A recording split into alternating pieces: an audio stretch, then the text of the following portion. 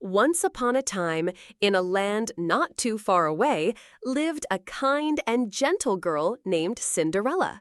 Cinderella was always smiling and always tried her best to be helpful. But, oh dear, she lived with her stepmother and two stepsisters who weren't very kind at all. They made Cinderella do all the work in the house, sweeping the floors, washing the dishes, and tidying up. Cinderella never complained, though. She would sing to her little mice friends and dream of happy things. One day, an invitation arrived from the king. He was having a big, grand party, a royal ball, at the palace, and every young lady in the kingdom was invited. The stepsisters were so excited. They talked about new dresses and fancy hairstyles. "Oh, I wish I could go too," Cinderella said softly. Her stepsisters just laughed. "You? In your dusty clothes? Don't be silly." And her stepmother said, "You have too much work to do." Cinderella felt very sad. She watched her stepsisters get ready in their beautiful gowns and then drive off to the palace in a carriage. Cinderella went to the garden and sat by the pumpkin patch, a little tear rolling down her cheek. "It's not fair," she whispered to her furry friends. Suddenly, poof! A shimmery, sparkly lady appeared. It was her fairy godmother. "Don't cry, Cinderella," she said with a kind smile. "You shall go to the ball." With a wave of her magic wand, zap! A big orange pumpkin turned into a beautiful golden carriage. Whiz! Her little mice friends became grand horses. Pop!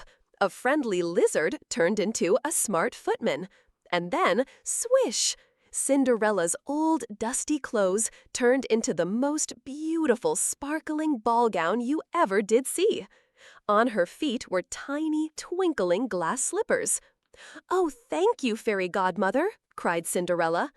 "But remember," warned the fairy godmother, "this magic only lasts until midnight. When the clock strikes 12, everything will turn back to how it was." Cinderella promised she would remember. At the ball, everyone wondered who the beautiful princess was. The prince himself saw Cinderella and thought she was the loveliest girl he had ever seen. He asked her to dance, and they danced and danced all night. Cinderella was having so much fun, she almost forgot the time. Suddenly, dung, dung, dung! The clock began to strike midnight. "Oh no!" cried Cinderella. "I must go." She hurried away from the prince down the palace steps. In her rush, one of her tiny glass slippers slipped off her foot. She didn't have time to pick it up. She jumped into her golden carriage just as the last chime of midnight sounded, and poof! She was back in her old clothes, the carriage a pumpkin, and the horses her mice friends. But she still had one glass slipper. The prince was very sad that the beautiful girl had disappeared, but he had her glass slipper. "I will find her," he declared. "The lady whose foot this slipper fits shall be my bride." The next day, the prince and his helpers went to every house in the land, trying the slipper on every young lady.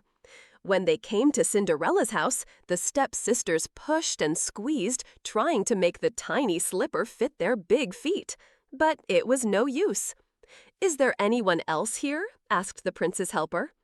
"Only Cinderella," scoffed the stepmother, "but it couldn't possibly be her." But the prince insisted. Cinderella shyly put out her foot, and slip! The glass slipper fitted perfectly.